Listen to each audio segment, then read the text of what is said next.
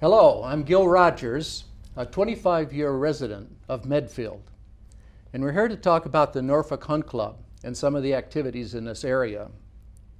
I'm a member of the Norfolk Hunt Club and a horseback rider.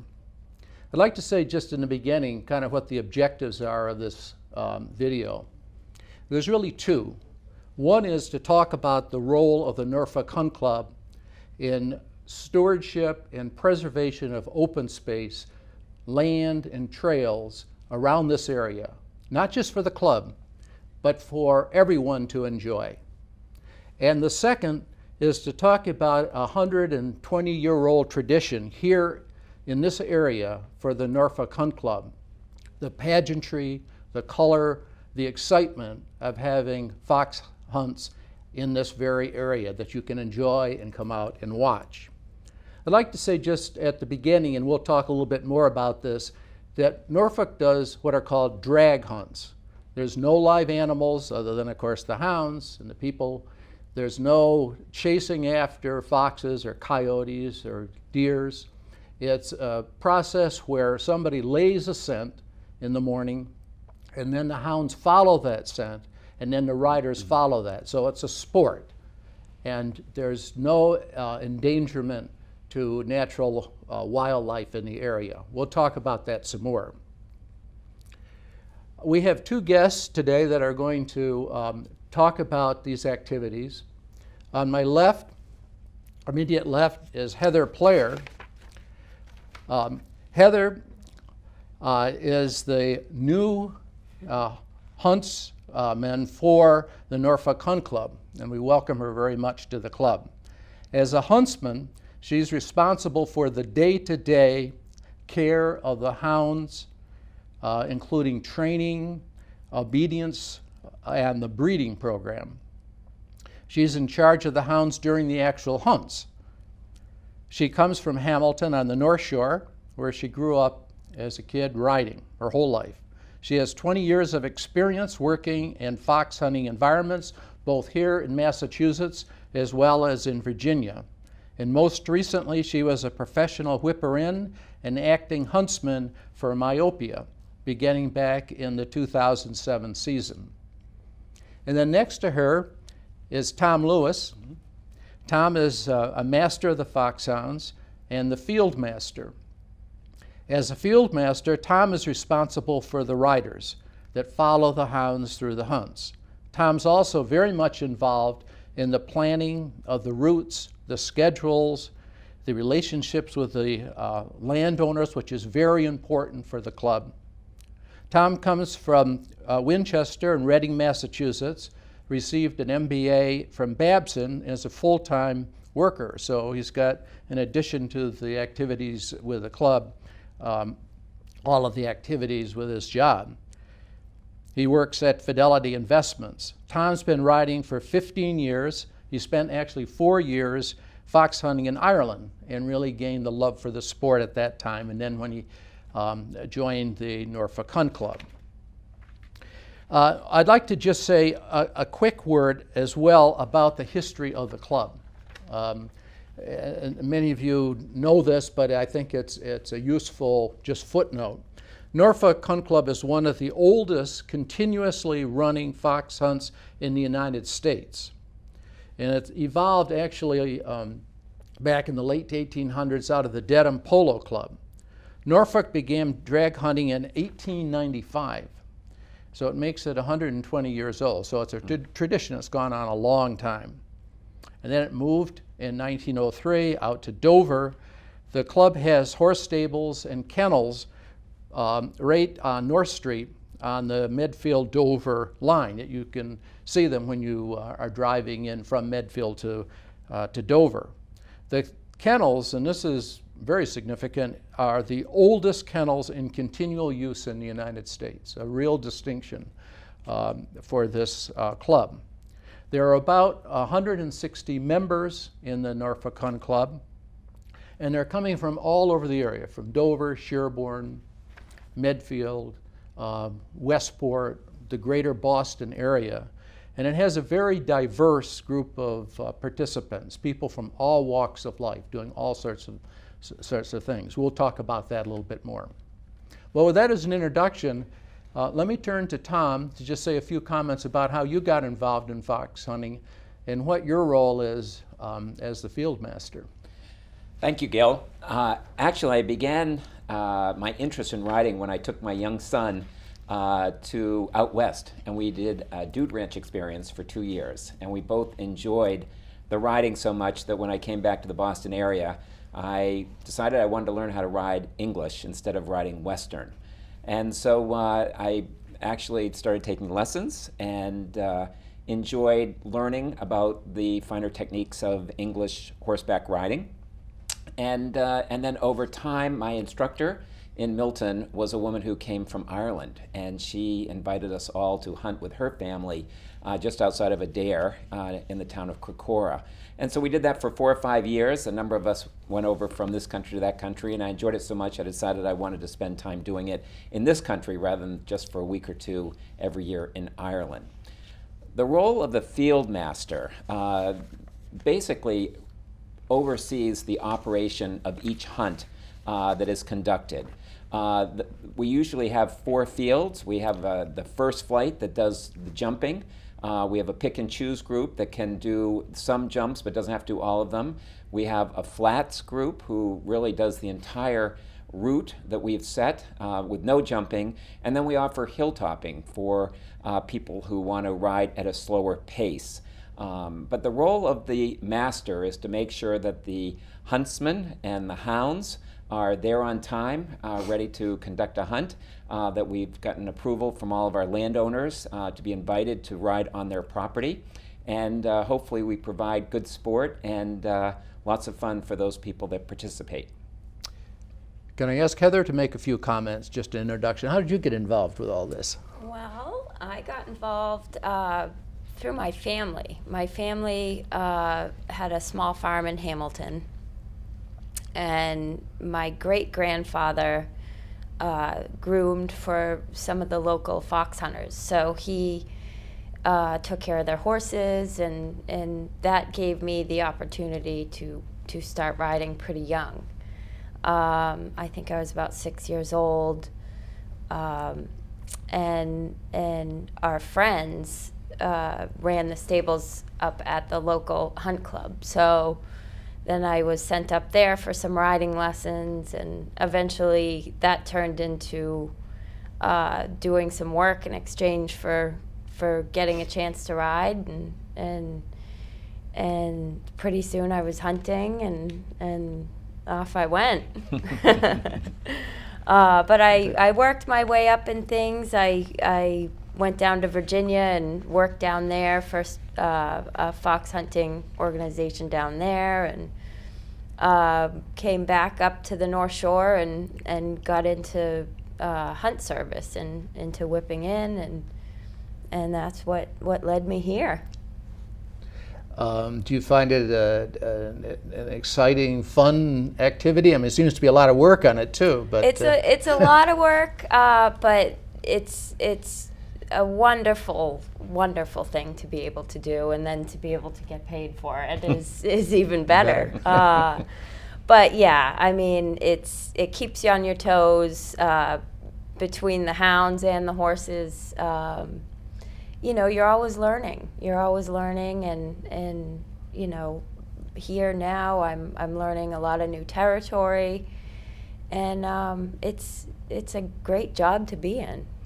If I could add, Gil, I think part of the excitement is that with the predetermined route, it's only the huntsmen and the masters that know what the route is. So for all those people participating, they don't know over what hill and dale and what stream and ditch and jumps and walls and all those sorts of things that the hounds are going to be going. So there is an element of suspense and excitement as you follow along this course ultimately led by the hounds. Heather, in this area, is a drag hunt more suitable than a live hunt? I mean, you've had experience down in Virginia, yeah, which is mainly live hunts, but you have big open fields and big farms. Right, right.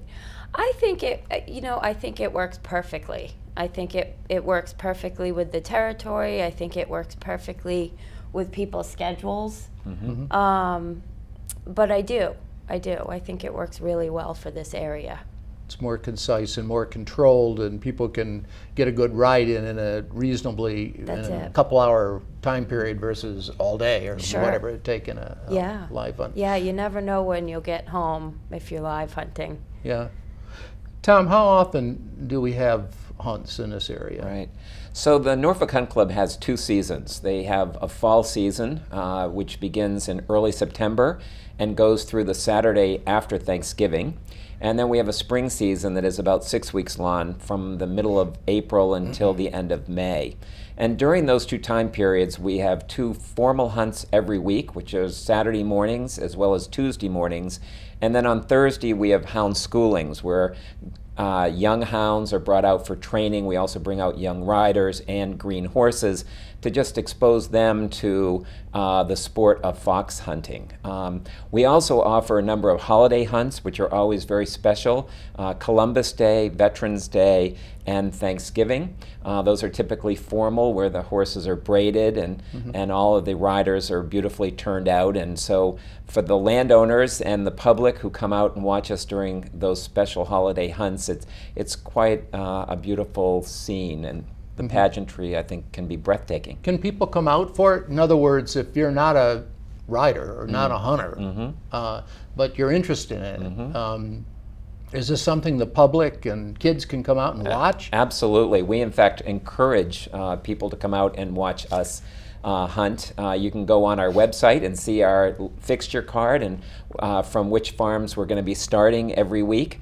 And typically the field master will point out a couple of key places that spectators might want to go and watch, where they might see some action of hounds actually hunting a scent and riders going over some interesting walls and fences and those sorts of things. But we have a number of people that follow the hunt every week. And we also depend on some people to help us cross busy roads, which we have to do, and get from one place to another.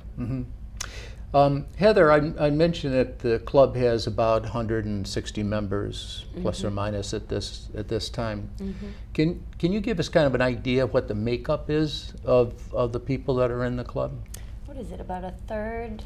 A third and a third. Yeah. So 1/3 are actual active hunters, and then 1/3 are equestrians who are interested in the sport of horseback riding, and then we have 1/3 of our members who are really more about friends of the hunt. There might be landowners and people that just want to support us because this is such an interesting and unique element of the communities where they live and work.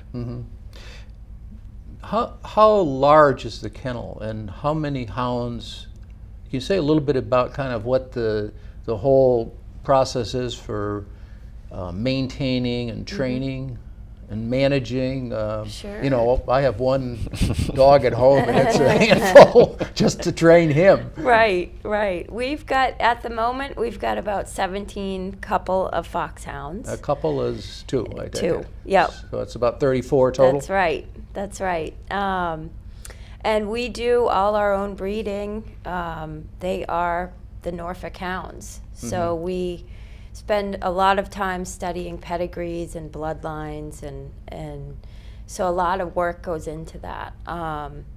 And you know, we raise them from when they're puppies, and you know, start bringing them out, walking out with hounds at about 6 months.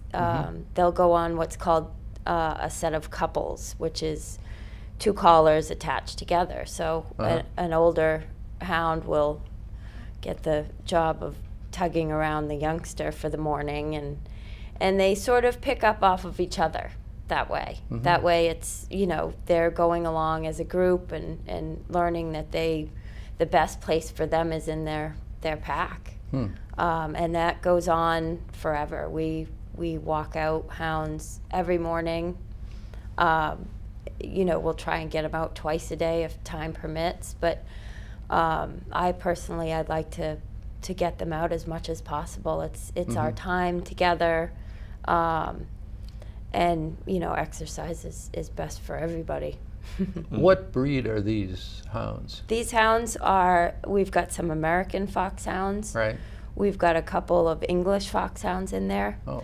And then we've got the majority of the pack they're crossbred, so it's an English and an American hound crossed. Is there a formal registration program for this? There is, and that is through the MFHA, the Masters of Foxhounds Association of America. Right. And our hunt is a member of the MFHA. So what I'm able to do is register our foxhounds with the Masters of Foxhounds, and their bloodlines will then be able to go on. We can look up their pedigrees. We can, for any hound for that matter, that's registered with the MFHA. But it's they've got some great resources, as well as obviously the professional development program. But yeah, we run a pretty tight ship over there. We keep track of it all. Yeah, I know a lot of people just driving, you know, to and from Medfield and Dover go right past the hunt stables. Sure. And don't realize that it is the Norfolk Hunt Club, and then behind it, down that road, is where the kennels are. Yep. Do you train in fields that are owned by the hunt club, or what areas do you actually use for the schooling and training of the hounds? Well, we go to the race course quite a bit. I'm not sure people know what the race course is. So, why don't I try to explain? Sure, we can explain about that. So, the Norfolk Hunt Club is really blessed with access to a wonderful property that is actually owned by the Wardner Farm Trust. The trust owns more than 200 acres on both sides of North Street. And what that allows the Hunt Club to do is to conduct some of its hunts there, but also allows us land in which to train our hounds. So the steeplechase course, or the race course that Heather referred to, is 60 acres. It's on the west side of, I think we call that North Street. And I'm sure the public has probably seen it from time to time as they've driven north towards Dover Center. It's on the left-hand side. You'll see open fields. You'll see a lot of jumps there. But this land is really preserved for the benefit of the Hunt Club, but is accessible to the public as well for their walking enjoyment, and dog walking on leash is part of the deal as well, and certainly is sort of off limits when the hunt is actually conducting its training or an actual hunt. And we put signs up to let people know when the hunt is using that property. Tom, one of the things that a master, and in particular in your role, has is a responsibility of maintaining the relationships with all of these landowners. I mean, Right. there's all these beautiful farms and trails and routes. What's involved in that, and why is this so critical to the Right. club? Well, I would say that if we didn't have this land to ride on, we wouldn't be able to do this wonderful sport that we all enjoy. And so we are forever grateful to all of our landowners for providing us access to their property. Some of this property is owned by the public. Some of it is owned by nonprofits like the Trustees of Reservation or the Dover Land Conservation Trust and other organizations like that. And then much of it is actually privately owned by families, some of it going back multiple generations. In fact, some of it going back all the way to the 17th century. And we develop relationships with these landowners and ask for the privilege to ride across their land. We're always very mindful of the condition of the property. So if it's been very wet, we don't want to be tearing up their fields and those sorts of things. So we're always very careful about the land that we travel across and enjoy. But if we didn't have this land, we wouldn't be fox hunting here in the Medfield, Dover, and Sherburne area. So it's landowner relations is an important part of my job. I work very hard to cultivate those relationships and maintain them and make sure these organizations and people know how much we appreciate their willingness to invite us on their property. Where are the hunts held? So the hunts are called a fixture, and they're started in actually these three major towns, also in Walpole, and then down in Westport as well as in Little Compton. But they typically start at either a public property or a private property, a farm, where all the trailers pull up and the hounds are unloaded and the hunt warms up and the masters give the announcements. And also thank the landowners then for allowing us on their property. But typically, Gil, they're really across the region, and it varies from Saturday to Saturday and Tuesday to Tuesday, which is part of the element of surprise, but it's also part of the enjoyment, because we get these riders on land that they really wouldn't have access to if they weren't participating either as a member of the club or as a person who enjoys fox hunting. I think it is important to note that our riders are not just members. There are other people who are equestrians that are interested in fox hunting that are not members that also come out and join us on a Saturday and a Tuesday. Yeah, and as I see it, there's an important role or connection between the activities of the hunt club and this value in the community in these areas of really preserving open space and allowing people to get access to open space and see all the beautiful areas around here. And it seems to me that you just have to maintain the trail system so they don't get blocked off and so people can get at it. So it's a very compatible set of objectives really between maintaining open space and access to open space and the goals of the hunt club. Right. Well, I would say that as a club, we invest in the country, and that is trail clearing. I mean, it's amazing with hurricanes and storms like what we just had with, I guess it was Hurricane Arthur or Tropical Storm Arthur. I mean, they always create a lot of debris that needs to be cleared from trails, and so whether it's our riders riding them or the public walking these trails, it's important that they be kept clear, and so we work very hard at that.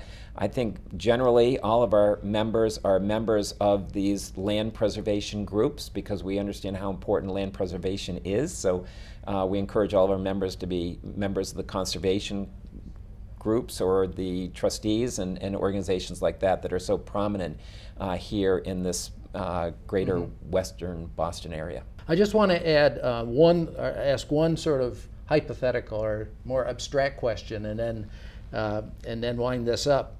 But what is the role or importance, do you think, that the Hunt Club, which, as I'd mentioned, goes back, over 100 years, what role has it had in sort of shaping the character and the lifestyle and, the reason why people move to this area, move to Sherburne or Dover or Medfield out in this area?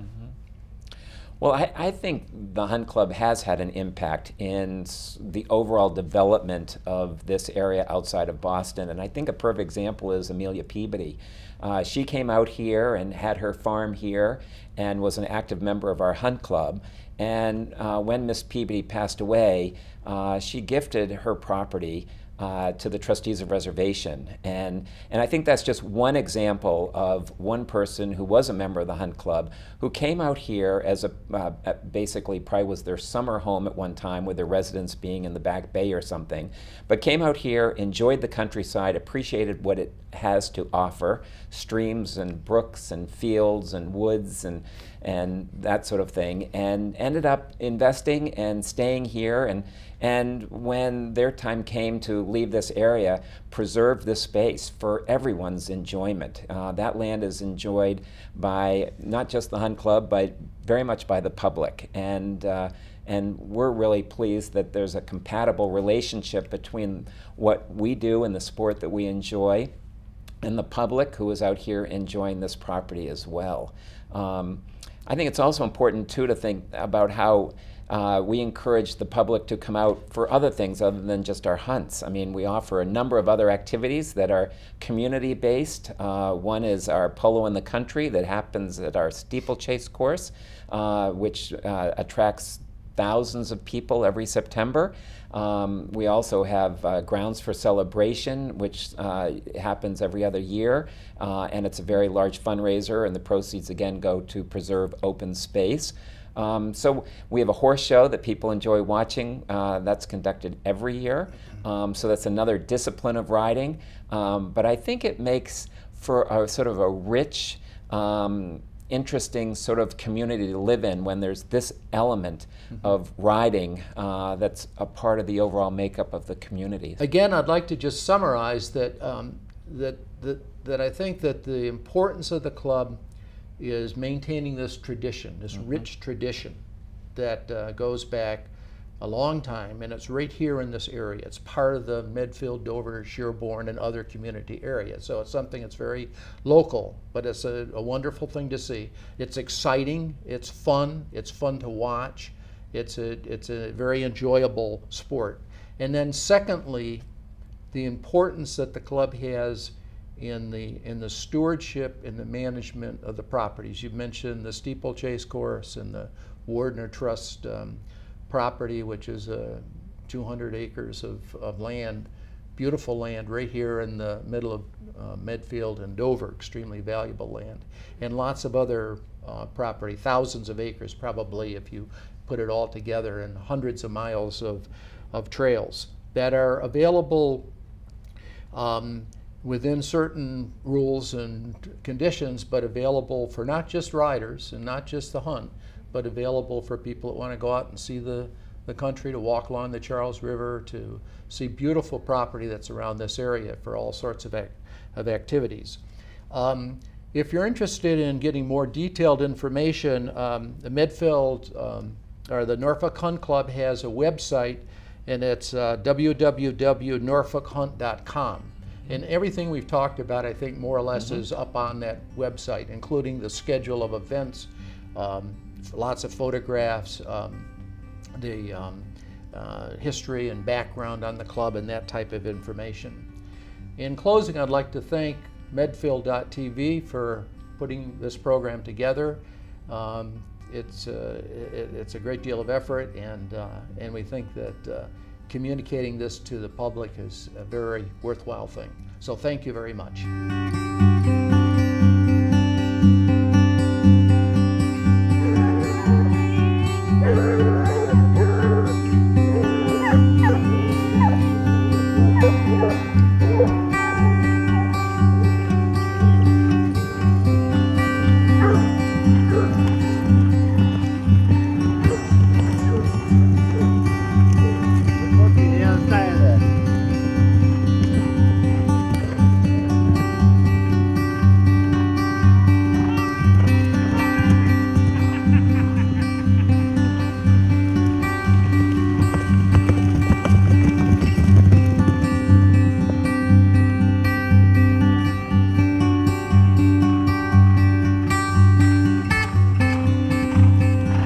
4-wheel drive?